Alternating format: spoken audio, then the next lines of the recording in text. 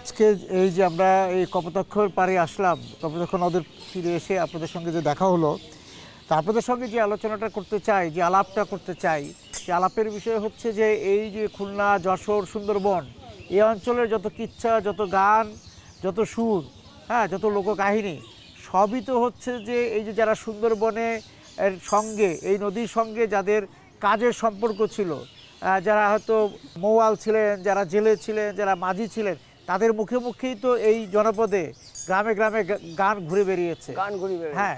তা এই গাজীর কেচ্ছা, এই যে গাজী, হ্যাঁ, গাজীর যে গল্পটা আমরা জানি, গাজীর যে কল্প কাহিনীটা আমরা জানি, সেই কাহিনী নিয়েও অনেক রকম গল্প আছে, অনেক রকম কাহিনী আছে। আজকে আমাদের সঙ্গে আপনারা গাজীর তো যে গল্পটা, গাজীর যে কেচ্ছা অনেক বড়, অনেক বিস্তৃত, হ্যাঁ। এখানে চম্পাবতীর সঙ্গে যে সম্পর্ক, দক্ষিণ রায়ের সঙ্গে যে সম্পর্ক, তার সঙ্গে যে গাজীর লড়াই, হ্যাঁ, এই সব কিছু মিলে আপনি কোন অংশটা আজকে উপস্থাপন করবেন আমাদের সামনে? আমি আজকে পুরো অংশটা আপনাকে দেখাবো, সুন্দরবনের সাথে জড়িত।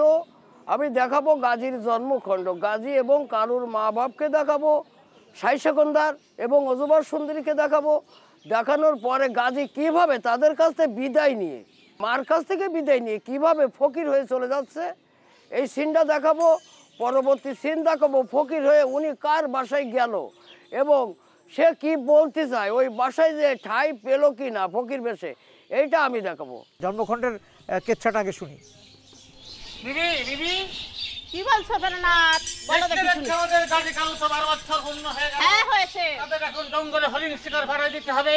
গাজীকে ডাকো, কালুকে ডাকো, আমি তাকে বিদায় দিয়ে ওই জঙ্গলে হরিণ শিকার করতে পাঠাই দিব। তবে ডাকছি। কোথায় বাপ গাজী? মা গো, আমাকে ডাকছেন মা? হ্যাঁ বাবা, আমি তোমাদেরকে ডাকছি।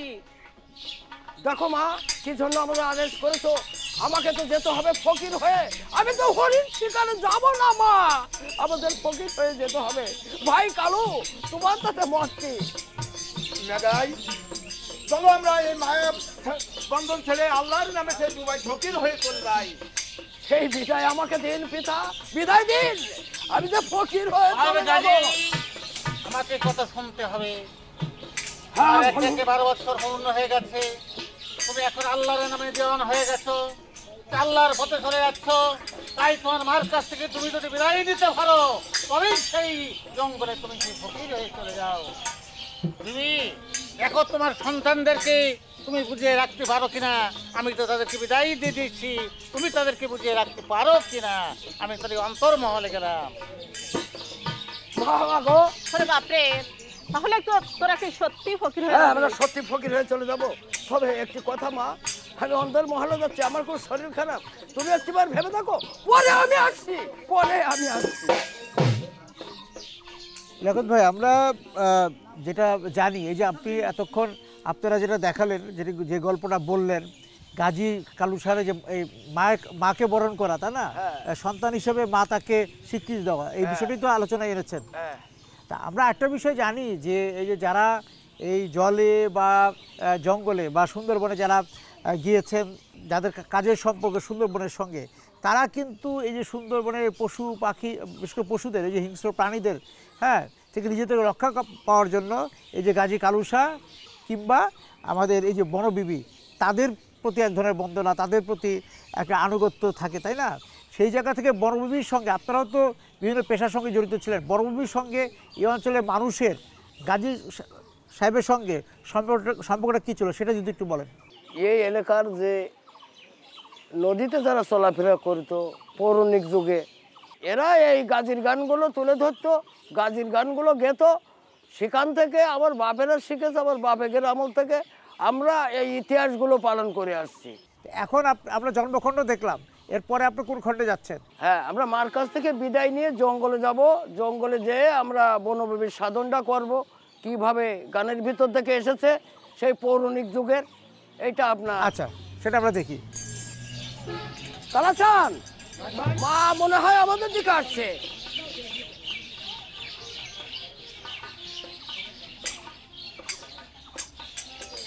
ওই সে দেখো মা আসছে। সালাম মাথা, বিদায় দিন মাথা, বিদায় দিন। আমরা তো ফকির হয়ে চলে যাব।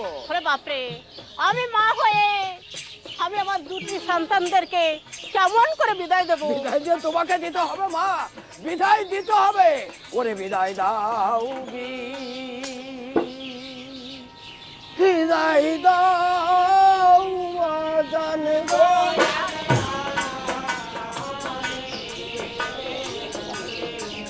ও মা জানবি বিদায় দাও।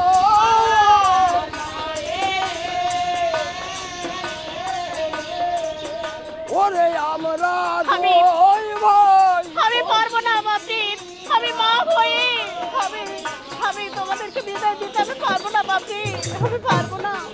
ও জননী বিদায় যাওয়া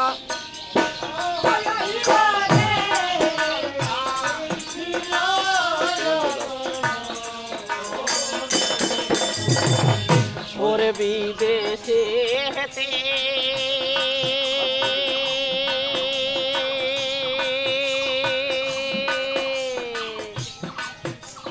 যাচ্ছে না বাবু জানে গো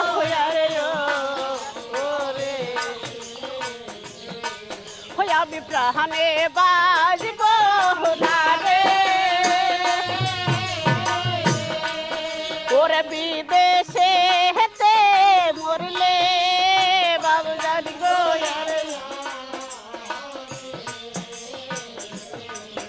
তোদের মাটি হবে না রে আল্লাহ।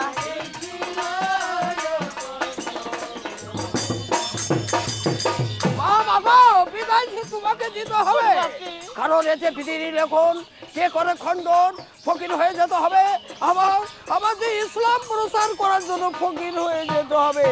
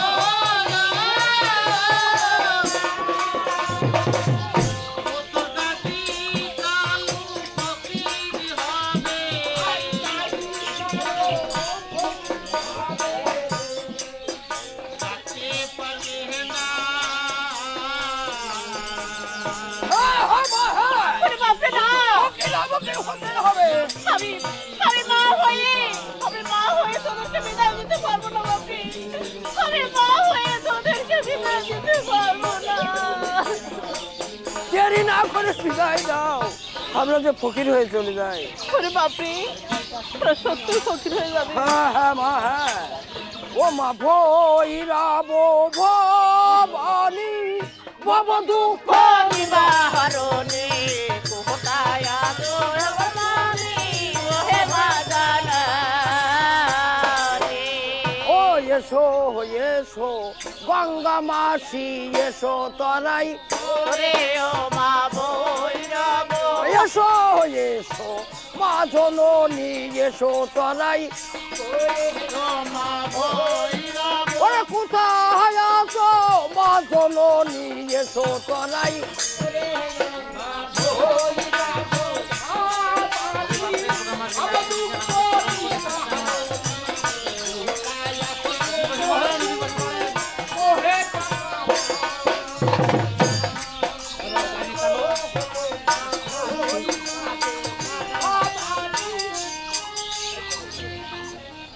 এই যে গাজীর গীত এবং এই যে চম্পাবতী সঙ্গে যে তার প্রণয়, এই গীতগুলো তো গ্রামে গ্রামে একসময় আপনার হতো, তো সেই গীতগুলো কমে গেল কেন? এখন আমরা যেটা শুনতে পাই যে গাজীর গান বা গাজীর গীত এখন আর গ্রামে হয় না। গ্রামে হয় না ভাই, মানুষ বিভিন্ন গরিব অঞ্চলে এসব গানগুলো সৃষ্টি হতো। যারা নৌকার মাঝিরা, এদের নদী নেই, তারা মাছ মারতে পারে না, নৌকার মাঝিরা এসব গেত, সেখান থেকে মানুষ সমাজে উঠে এসেছে। কিন্তু মানুষের দেশে এমন অভাব, সব গরিব মানুষ, এ গাওয়ার লোক হয় না। তা এগুলো তো মুখে মুখে তো আপনারা ধরে রেখেছিলেন গানগুলো, যে তা গান কি হারিয়ে যাচ্ছে?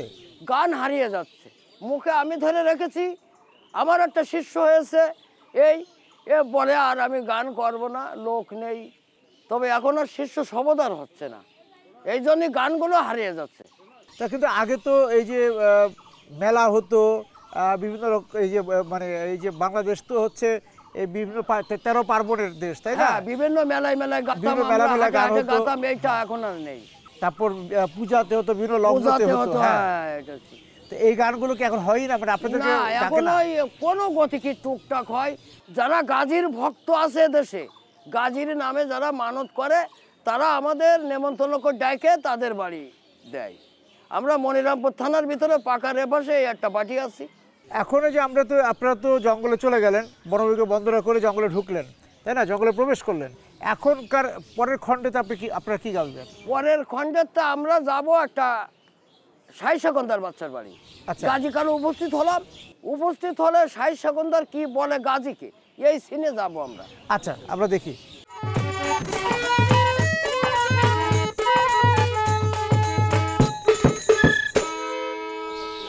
ওকে দূরে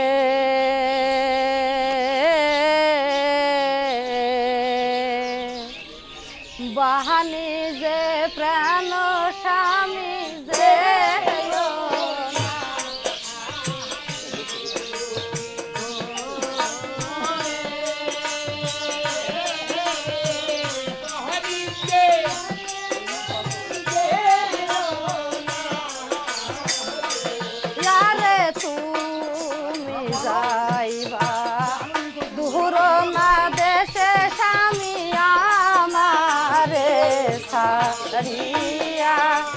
কত যাবে স্বামী?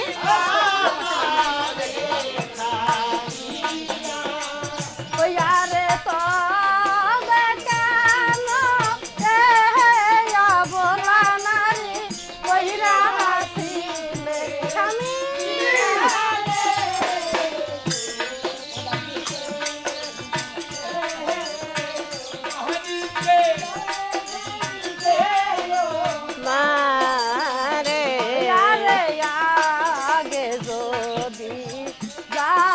প্রাণের স্বামী যাই বাহারে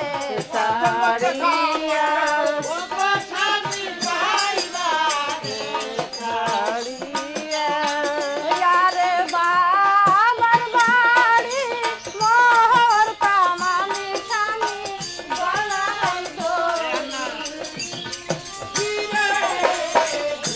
তাই বলছে স্বামী, আমার ছাড়া তুমি যাও না স্বামী।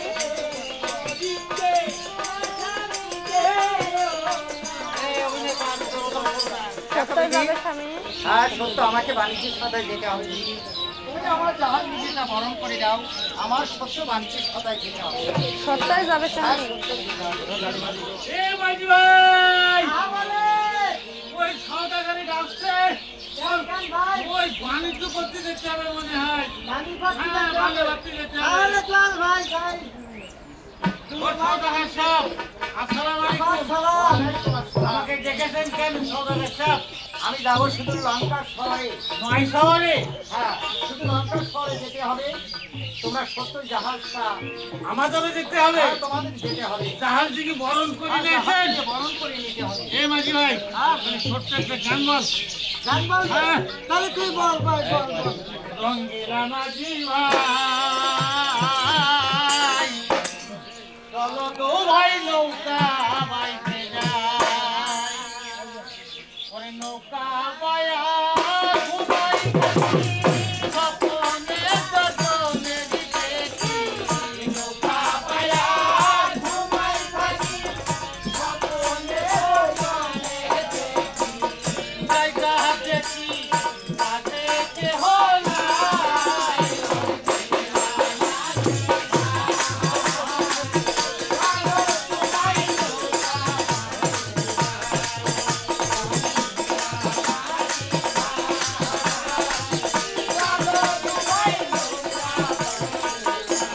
এ মাঝি ভাই, আমরা তো বড় গান বাইয়া বাইয়া এখন ছোট গান যাইয়া বসছি। ওইটা উত্তর করে মেঘ উঠছে, যে হালের নৌকা ধরে তাই না? ওরে মেঘ সাগরে রে,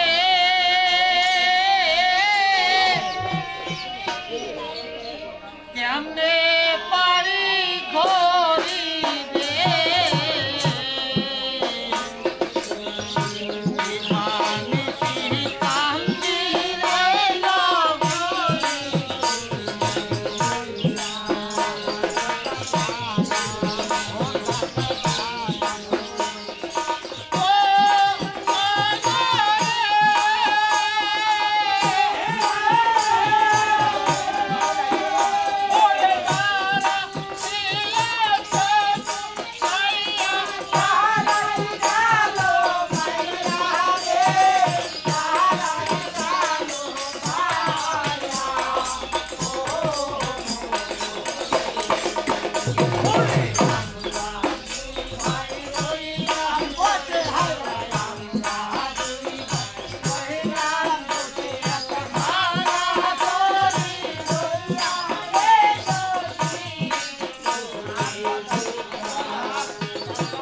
আমরা দেখলাম যে ওনারা সওদা করতে চলে গেলেন, তাই না? তা এরপরে আমরা কোন পর্বে যাব? এরপরে যাব আমরা সওদাই করে। ওখানে স্বপ্ন দেখলো যে তুই যেটা চাতে আইছিস সেটা তোর বাড়ি সৃষ্টি আছে, ও লোক বাড়ি ফিরে এসে কি সে সব মানে চাচ্ছিল? ও চাচ্ছিল একটা পুত্র, সে পুত্র হয় না, তাই গাজী কালুর দোয়া করলো তুই যা বাণিজ্য সৌদায় যা, বাণিজ্য সৌদাইতে আসলে তোর একটি পুত্র হবে। ঠিক আছে, আমরা সেটা দেখি।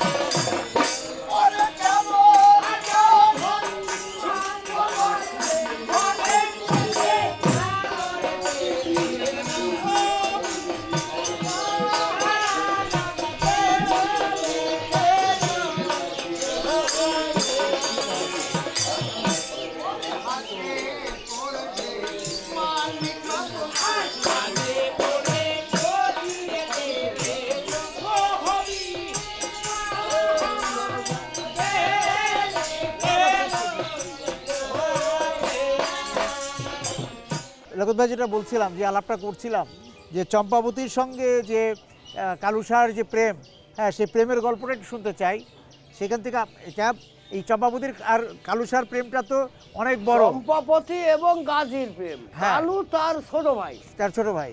তার যখন উজান সতে বৈরাটনগর থেকে ফুল ভেসে আসলো গাজীর দরগা দিয়ে, সোজা ওখানে যেন ফুল ভেসে এলো, ফুল গোসল করতে যাই ফুল দেখলো গাজী এবং কালাচান, দেখে ফুলই নাম লেখা রয়েছে চম্পাবতী। তখন কালুকে বলছে, ভাই চম্পাপতি কেটায়, চম্পাপতিকে আমার তো নিয়ে দিতে হবে। বলে ভাই এ দেখে তুই পাগল হইস না, চম্পাপতির তো নেওয়া যাবে না, হিন্দুর মেয়ে, কেমন করে নেবো? তো যা তুই ঘটক হয়ে যা, যে বলে দেখ চম্পাপতিকে দেয় কিনা। তখন উনি ব্রাহ্মণনগরে উপস্থিত হলো চম্পার বাড়িতে। বাড়ি যায় যখন দরজায় ঘা দিল, তখন ফকির দেখে তো ওদের গা জ্বলে গেছে। তখন করে কী ব্যাপার ফকির? তা কলে আমরা তোমার কন্যা আছে না, তাই আমার ভাইয়ের জন্যই পয়গম নিয়ে আসি।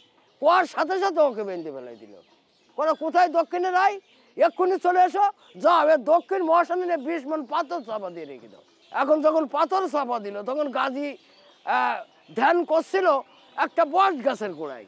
তখন ওর মাথার পাগড়ি উড়ে গেল। যখন উড়ে যায় তখন বুঝতে পারলো আমার ভাই বিপদে পড়েছে। তখন ওখানে কালো গান গাচ্ছে পাথর দিয়ে, পাথর তো ষোলো হয়ে গেল গাজীর দোয়ায়।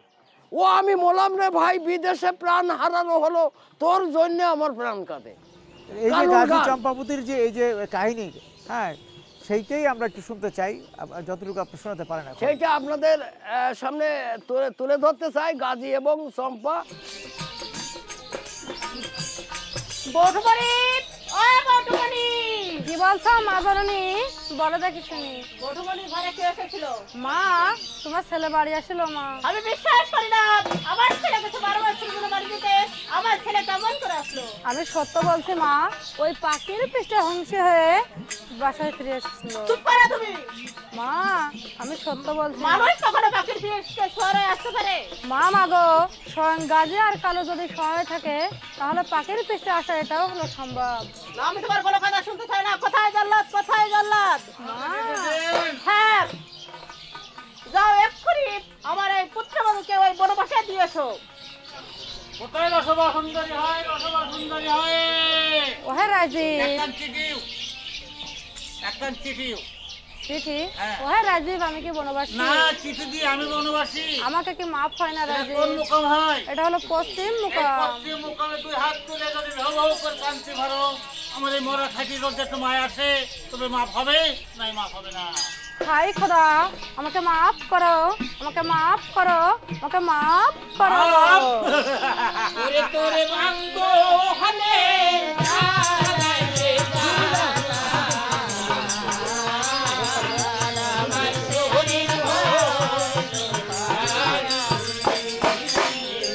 ওরে বন্ধ জ্বালা, বড় জ্বালা, জ্বালা সহিতে না পারি রে।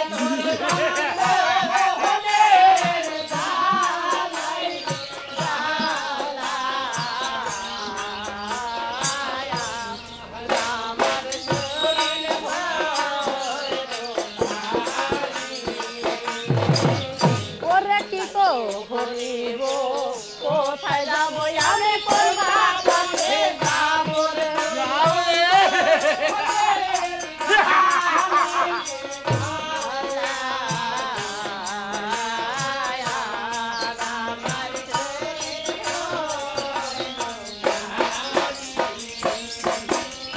আমার নাইকো মাথা, নাইকো পিতা, আমার নাই সহোদর ভাই রে।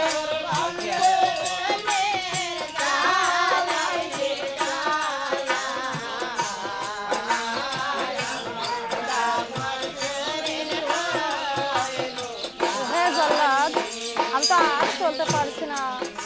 একটু অগ্রসর হও, ওই জঙ্গল দেখা যায়, ওই জঙ্গল আমি জানো ভেতরে দিব, তুমি নিদ্রায় যাবে। ওরে জল্লাদ, আমাকে ফাঁকি দিয়ে চলে যাবে না না না, ভাই খোদা, আমার কোনো দোষ নাই। শাশুড়ি ঠাকুমার আদেশ চাই, কোনো বাড়ি দিতে হয়, কোনো বাড়ি দিতে হয়, কোনো বাড়ি দিতে হয়।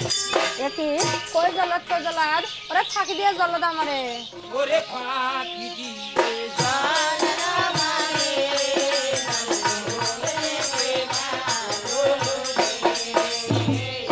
ও বেলা গেল, সন্ধ্যা হলো, আমার সাদে লাগলো বাতি রে। ওরে ফাঁকি দিয়ে জান আমারে।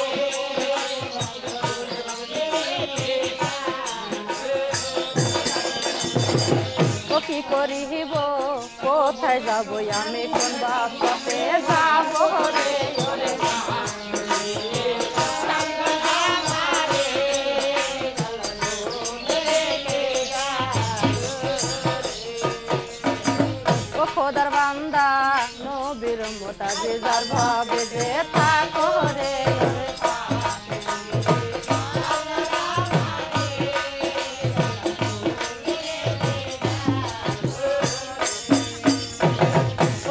সবার ওই দুঃখের ভবে সবে আল্লাহ বলে ডাকো রে ওরে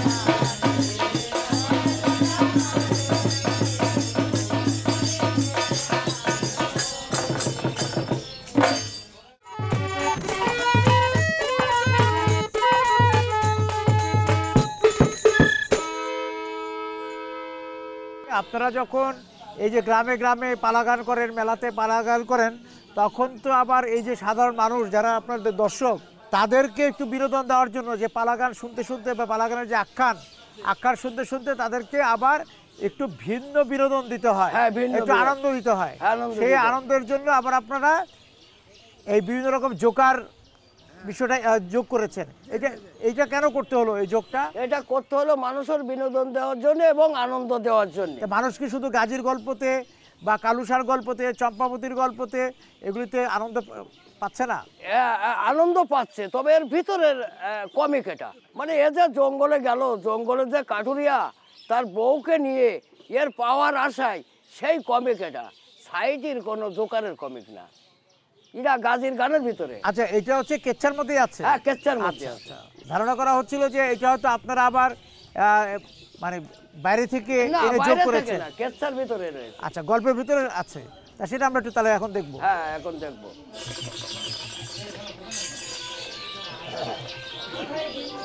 কোথায় ঝিন্নি, কোথায় ঝিন্নি? হ্যাঁ, তোমাকে ডাকছি আমি। আমি জঙ্গলে যাব। আমি জঙ্গল মাঝে যাব মানে কিছু কিছু কাজ না করার জন্য, তাই আমাকে অনুমতি দাও। আচ্ছা, যাও। আমি যাচ্ছি বাড়ি, তুমি একটা গান গাও। তুমি গাও। না, তুমি গাও। আমি যাবো, তাই না? তাহলে তুমি নাচিয়ে দাও। যাবো? আরে তুমি থাকো বিদেশে, একলা রাখা বাড়িতে, পাড়ার লোকে আমার নামে মঙ্গলটা।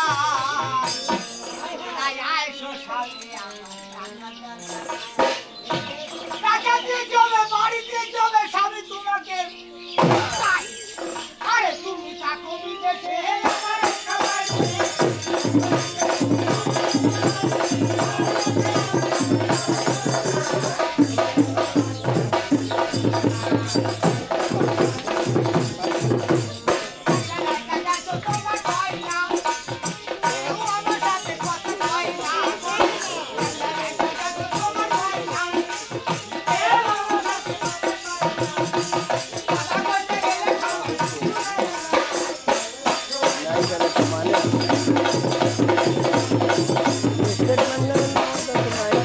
নাম নেবেন না, বাড়ি ঘরে সব স্টেটমেন্ট নেবেন।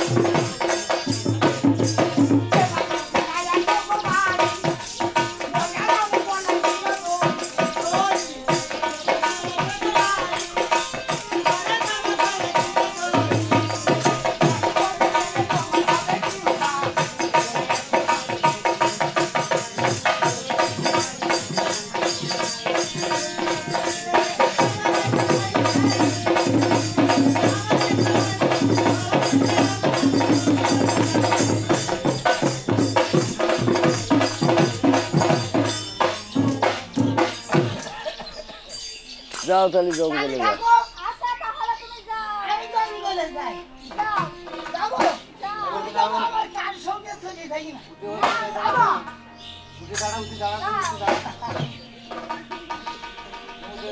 জঙ্গল মাঝে যাবো, কাঠ কাটবো, কাঠুরি আর ভাত দেবো। পরে মানুষের দুঃখ মনে হয় না, আর পরমানকে দেখে দিলে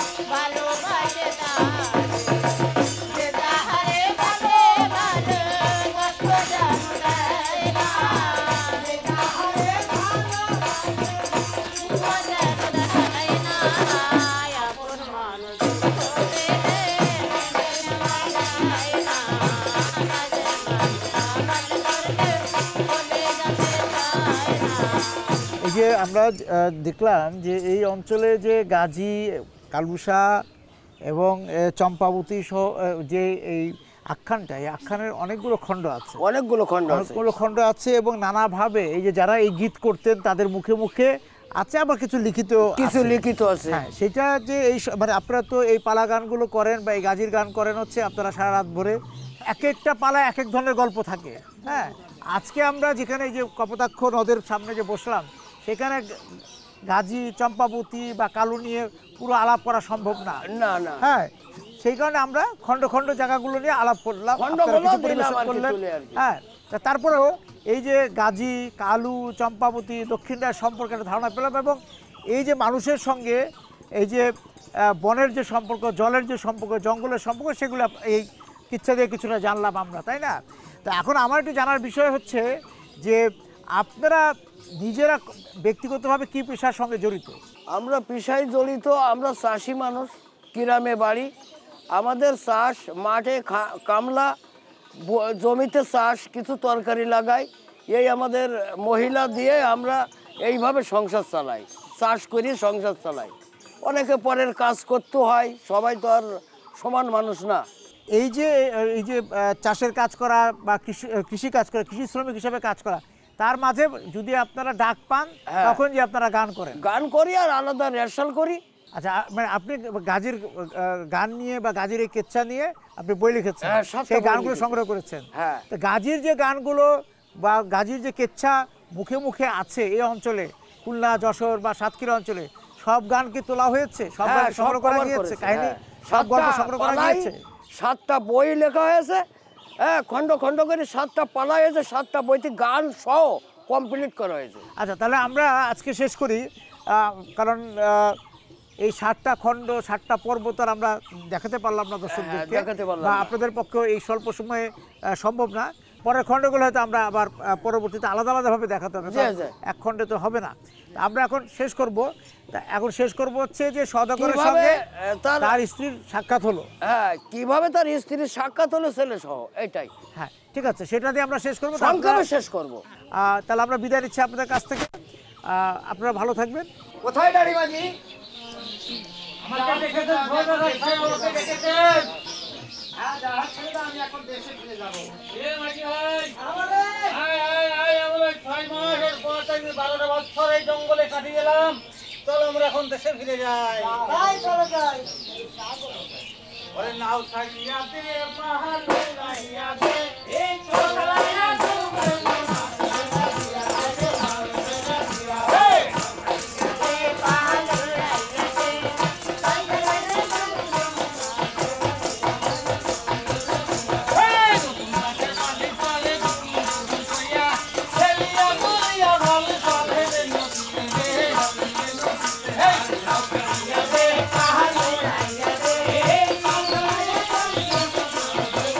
চলো মাছ ধরা নিয়া